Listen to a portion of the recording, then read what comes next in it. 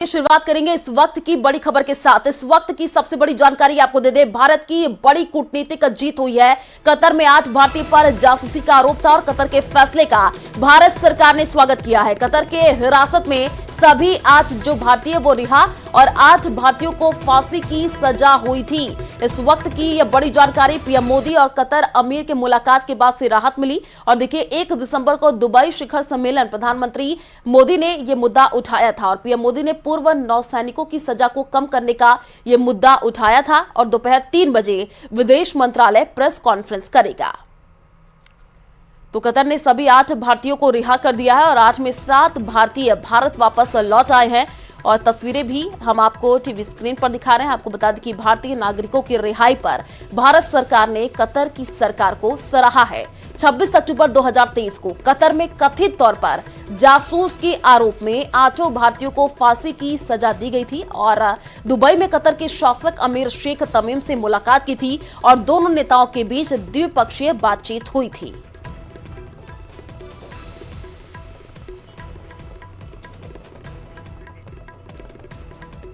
तो भारत की ये बड़ी कूटनीतिक जीत है। कतर के फैसले का भारत सरकार ने स्वागत किया है। आपको बता दें कि कतर में 8 भारतीयों पर जासूसी का आरोप था और अब उनको रिहा किया गया है। 7 अफसर कतर से भारत लौटे हैं। तो कतर के फैसले का भारत सरकार ने स्वागत किया है।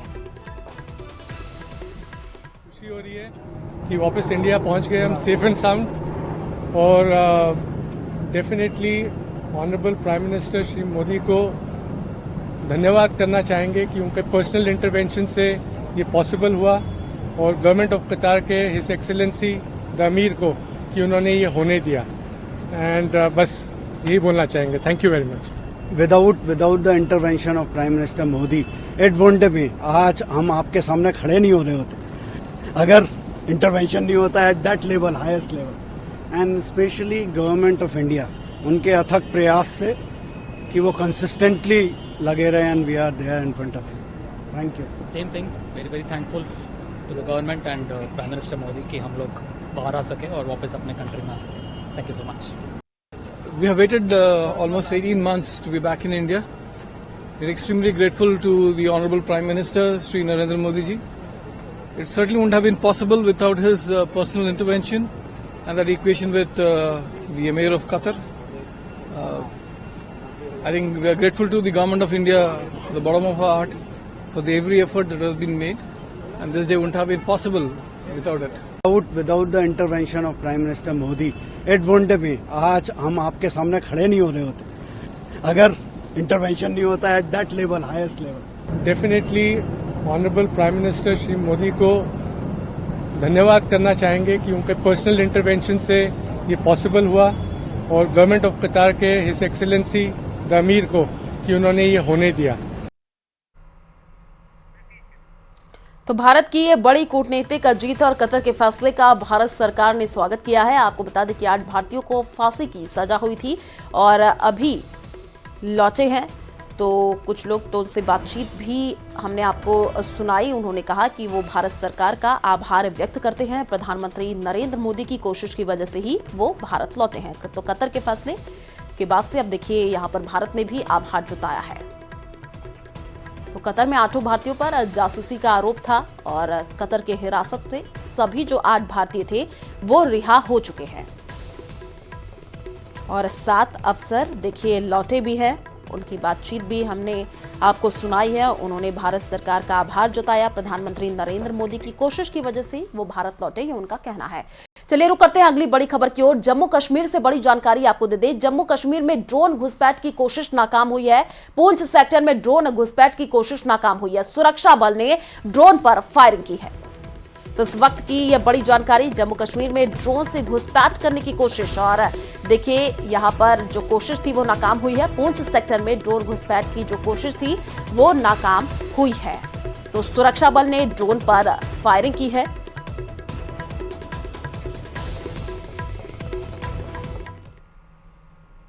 पाकिस्तान में आम चुनाव के नतीजे आ चुके हैं, लेकिन किसी भी पार्टी को 134 का जादुई आंकड़ा नहीं मिला है। ऐसे अब वहां गठबंधन सरकार के लिए कवायद तेज हो चुकी है। पाकिस्तान के मीडिया के मुताबिक नवाज शरीफ की पार्टी PMLN के अध्यक्ष शाहबाज शरीफ ने रविवार रात पाकिस्तान पीपुल्स पार्टी के नेता आसिफ अली जरदारी और बिलावल भुट्टो से मुलाकात की। इस मुलाकात के बाद PPP की तरफ से एक बयान भी जारी किया गया, जिसमें यह बताया गया कि नवाज शरीफ की पार्टी के प्रस्ताव पर सेंट्रल एग्जीक्यूटिव कमेटी की बैठक में यह फैसला लिया जाएगा। वहीं पाकिस्तान में हुए आम चुनाव के नतीजे सामने आने के बाद इमरान खान की पार्टी के कार्यकर्ता सड़कों पर उतर आए हैं। पाकिस्तान तहरीक-ए-इंसाफ ने चुनाव में धांधली के आरोप लगाते हुए रविवार को कई शहरों में उग्र प्रदर्शन किया। पाकिस्तान मीडिया के मुताबिक PTI कार्यकर्ताओं ने रावलपिंडी में चुनाव आयुक्त कार्यालय के बाहर विरोध प्रदर्शन किया और इस दौरान पुलिसकर्मियों के साथ प्रदर्शनकारियों की भी झड़प हुई।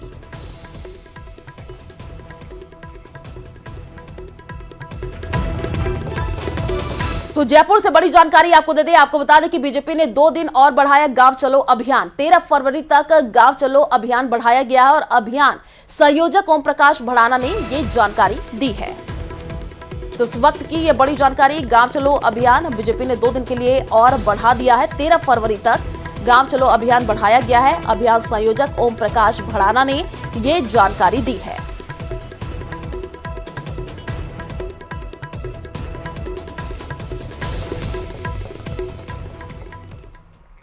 किसानों के दिल्ली चलो आंदोलन को लेकर दिल्ली पुलिस अलर्ट पर है और दिल्ली पुलिस ने चप्पे चप्पे पर सुरक्षा बल तैनात किए हैं। आपको बता दें कि सिंधु बॉर्डर पर धारा 144 लगाई गई है। किसी तरीके की भीड़ जुटाने पर पाबंदी है। दिल्ली के ही औचंदी बॉर्डर पर भी 144 धारा लगाई गई है। दोनों बॉर्डर दिल्ली से हरियाणा और पंजाब को जोड़ते हैं। चंडीगढ़ में केंद्रीय मंत्रियों के साथ किसानों की अहम बैठक है। पहली बैठक में किसान नेताओं के सामने सरकार की तरफ से कुछ प्रस्ताव रखा गया था और सरकार की ओर से कहा गया था कि एक बैठक और होगी।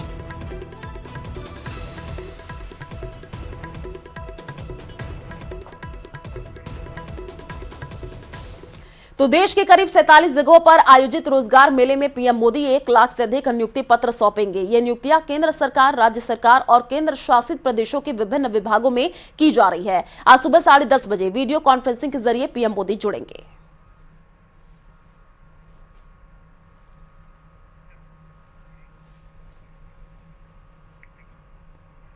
तो पीएम मोदी आज श्रीलंका और मॉरिशस के लिए यूपीआई सर्विस को लॉन्च करेंगे। इसके साथ ही इन दोनों देशों में भी यूपीआई और रुपए कनेक्टिविटी मिल जाएगी। आपको बता दें कि इसे यूपीआई को ग्लोबल बनाने की दिशा में बड़ा कदम माना जा रहा है। पीएम मोदी दोपहर 1 बजे वीडियो कॉन्फ्रेंसिंग के जरिए इन दोनों देशों में इन सर्विसेज की शुरुआत करेंगे और इस दौरान श्रीलंका के राष्ट्रपति रानिल विक्रमसिंघे और मॉरिशस के पीएम प्रविंद जुगनाथ भी मौजूद रहेंगे।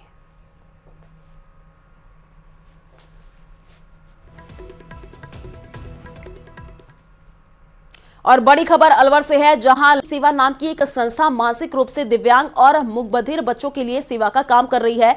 संस्था में बच्चों के आवास, भोजन, शिक्षा और योगा व्यायाम की निःशुल्क व्यवस्था है। आपको बता दें कि संस्था ने अब तक 20 बच्चों को सेवाएं देकर के भोजन, आवास और कई सुविधाएं दी है। साथ ही मानसिक रूप से विकलांग बच्चों के लिए एक स्पेशल टीचर की भी नियुक्ति की गई है। वही संस्था में लाए गए परिजनों का कहना है कि उनके बच्चों में काफी सुधार सामने आया है। संस्था के मालिक का कहना है कि हम अब बच्चों की सेवा के उद्देश्य से इस संस्था को चला रहे हैं।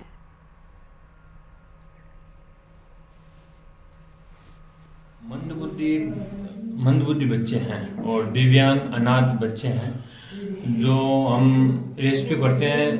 पूरे राजस्थान में अगर कहीं से भी अगर कोई बच्चा यहाँ पर आता है तो हम उनको लेके आते हैं। रेस्क्यू का ख्याल यहाँ तक है कि अभी तो हम डीडवाना में आसपास जैसे 30 और 40 किलोमीटर हम खुद जाके लेके आए हैं। मगर घर का मान तो मतलब ऊन बुन गले में फिर तो कभी ऊन बुन गम जाता तो ढूंढ जाता। 8 आने बाद में तो सुधार है, शरीर में सुधार है, बोली चाली में सुधार है और पूरी मतलब शरीर के लिए बहुत बढ़िया काम है। हमारे लिए, हमारे बच्चा के लिए बहुत फर्क है। बच्चों बहुत सुधार हो गए। दीपिया मुचारना फर्क हो गया। हमारा बच्चा बहुत बदमाशी करता है, बहुत बुछड़ाई करती है, पर हटाया बाद में बहुत सुधार हो गया हमारा लड़का का।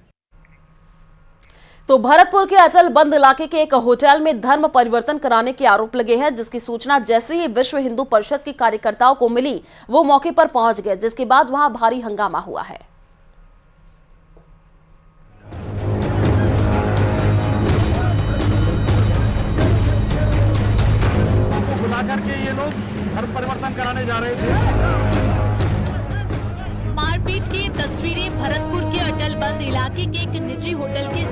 रही हैं, जहां विश्व हिंदू परिषद के कार्यकर्ता धर्म परिवर्तन के आरोपियों से मारपीट करते नजर आए। हालांकि इस दौरान कुछ आरोपी मौके से फरार हो गए, लेकिन जिन्हें पकड़ा गया उन्हें बाद में पुलिस के हवाले कर दिया गया। अब जो होटल जिसमें ये स्कैंडल चल रहा था उसमें बड़ी संख्या में पुलिस पहुंची है। पुलिस के जो अधिकारी हैं वो पहुंचे हुए हैं। अतिरिक्त जो जाब्ता है वो बुलाया गया और ये तस्वीर जो है वो पुलिस के अधिकारी अब इस पूरे मामले की जांच कर रहे हैं। लेकिन जो लोग यहाँ धर्म परिवर्तन करा रहे थे वो यहाँ से फरार हो चुके हैं। लेकिन सबसे बड़ी बात यह है कि विश्व हिंदू परिषद के कार्यकर्ताओं ने करीब 5 से अधिक जो मुख्य लोग थे उनको पकड़ करके पुलिस के हवाले किया है। पुलिस लगातार उनसे पूछताछ कर रही है और करीब 5 से अधिक जो महिलाएं जो यहाँ पर गुणगान करा रही थी धर्म परिवर्तन के नाम का, उनको भी गिरफ्तार किया है। आरोप के मुताबिक इस होटल में करीब 500 महिलाएं मौजूद थी जिनका धर्म परिवर्तन कराया जा रहा था। आरोप है कि ईसाई धर्म में आस्था रखने वाले लोग सत्संग के जरिए धर्म परिवर्तन करा रहे थे, लेकिन विश्व हिंदू परिषद के लोगों के मौके पर पहुंचते ही अफरा तफरी मच गई। हालांकि इस दौरान 10 से ज्यादा लोगों को पकड़ा गया, जिसके बाद विश्व हिंदू परिषद के कार्यकर्ता और आयोजकों के बीच मारपीट हुई।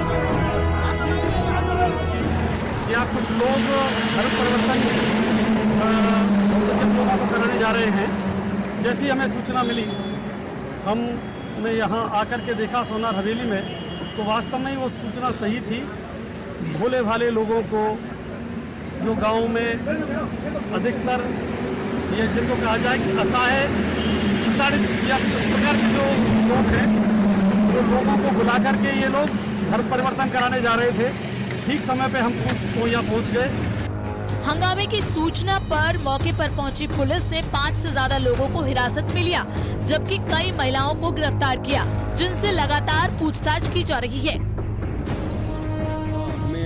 मैं गश्त में था और सूचना मिली कि साहब ऐसा सोनार हवेली में कुछ ईसाई मिशनरी के लोग कोई प्रोग्राम कर रहे हैं, और मैं मौके पर आया था। कुछ लोगों को हमने डिटेन किया है और उनके ऊपर आरोप था कि साहब ये कोई धर्म परिवर्तन कर रहे हैं, तो हमने उनको डिटेन करके हमसे पूछताछ कर रहे हैं। जो भी आगे कार्रवाई होगी, यदि उनको गलत है तो गलत कार्रवाई। कुछ महिलाओं को भी हिरासत में लिया है। नहीं, पूछताछ के लिए लिया, पूछताछ करेंगे उनसे।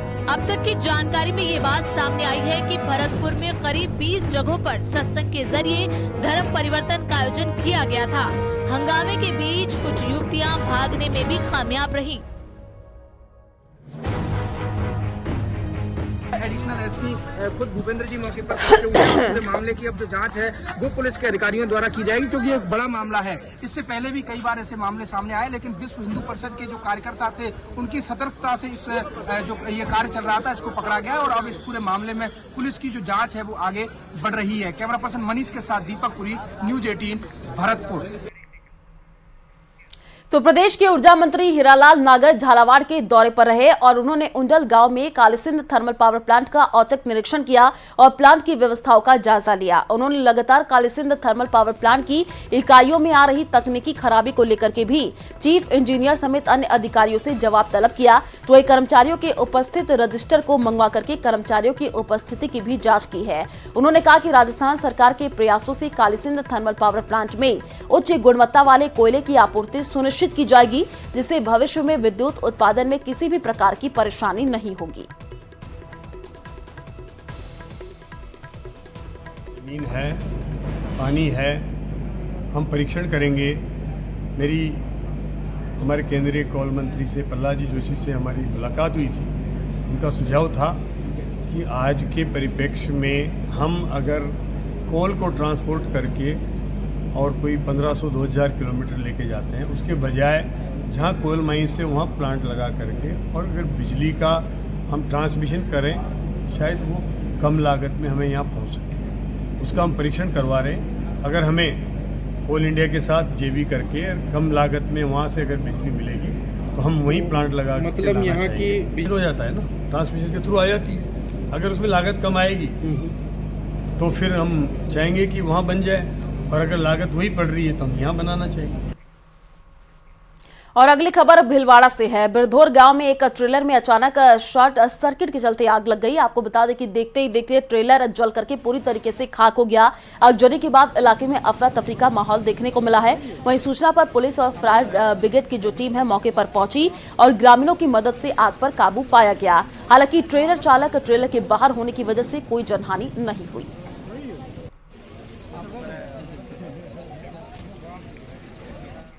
भीलवाड़ा में पुलिस ने वाहन चोरी के मामले में 2 आरोपियों को गिरफ्तार किया है। आरोपियों से 6 मोटरसाइकिल भी बरामद की गई है और पुलिस द्वारा पूछताछ में ये सामने आया कि आरोपी अपने शौक मौज के लिए वाहन चोरी की वारदात को अंजाम देते थे।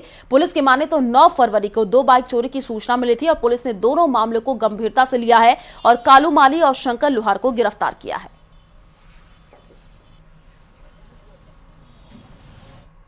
और एक दूसरे प्रार्थी नारायण ने रिपोर्ट दर्ज कराई कि उनकी मोटरसाइकिलें कोई अज्ञात व्यक्ति ने चुरा ली है। और शहर में बढ़ती ही मोटरसाइकिल चोरी की घटनाओं को देखते हुए श्रीमान एसपी साहब के आदेशानुसार एक टीम का गठन किया गया। टीम ने गहराई से जांच करते हुए विभिन्न सीसीटीवी फुटेज कैमरे संभाले देखे और मुखबिर से जानकारी जुटाई गई। परंपरागत पुलिसिंग करते हुए 2 व्यक्ति कालू और शंकर को डिटेन किया गया और उनको गिरफ्तार किया गया। उनके कब्जे से लगभग अभी तक 6 मोटरसाइकिलें बरामद की जा चुकी हैं। आगे भी प्रयास जारी है। श्री गंगानगर से बड़ी जानकारी आपको दे दें। कल से पंजाब बॉर्डर सील। आपको बता दें कि राजस्थान पंजाब के बीच जांच के बाद ही आवागमन हो सकेगा। कल रोडवेज सहित निजी बसों का संचालन भी प्रभावित रहेगा। प्रशासन ने 20 फरवरी तक धारा 144 लगाई है। दिल्ली में प्रस्तावित धरने को लेकर के सतर्कता बढ़ा दी गई है। तो कल से पंजाब बॉर्डर सील रहने वाला है और प्रशासन ने 20 फरवरी तक धारा 144 लगाई है।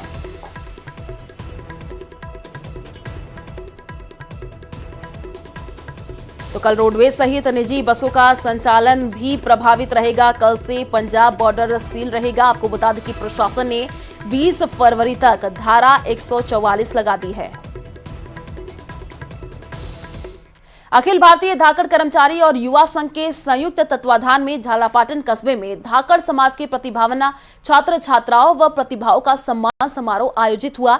इस दौरान झालरापाटन के धाकड़ छात्रावास में आयोजित इस कार्यक्रम के मुख्य अतिथि ऊर्जा मंत्री हीरालाल नागर रहे। कार्यक्रम के दौरान जिले के 10वीं 12वीं ग्रेजुएशन पोस्ट ग्रेजुएट और इंजीनियरिंग के साथ मेडिकल के क्षेत्रों में जिन छात्रों ने अच्छा प्रदर्शन किया और उनको सम्मानित भी किया गया। खेल के क्षेत्र में उल्लेखनीय प्रदर्शन करने वाले समाज की प्रतिभाओं को भी सम्मानित किया गया।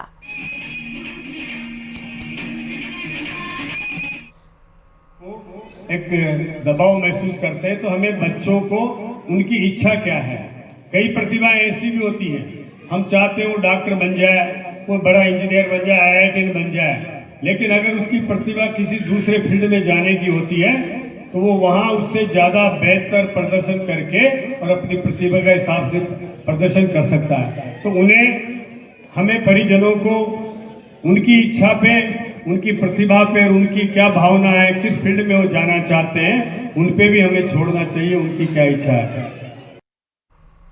पाली के सोजत में राष्ट्रीय स्वयंसेवक संघ की ओर से भव्य पद संचलन का आयोजन किया गया और कस्बे के 13वीं छात्रावास परिषद से शुरू हुए पद संचलन मुख्य बाजारों से होता हुआ विद्या मंदिर पर खत्म हुआ।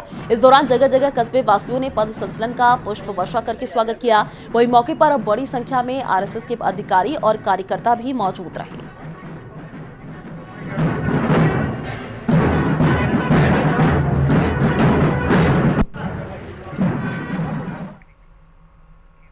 कर्नाटक से एक डॉक्टर का वीडियो सोशल मीडिया पर खूब वायरल हो रहा है, जिसके बाद उसकी खूब आलोचना हो रही है। कहा जा रहा है कि उसने अस्पताल में प्री वेडिंग फोटोशूट करवाया। देखिए क्या है ये पूरा मामला।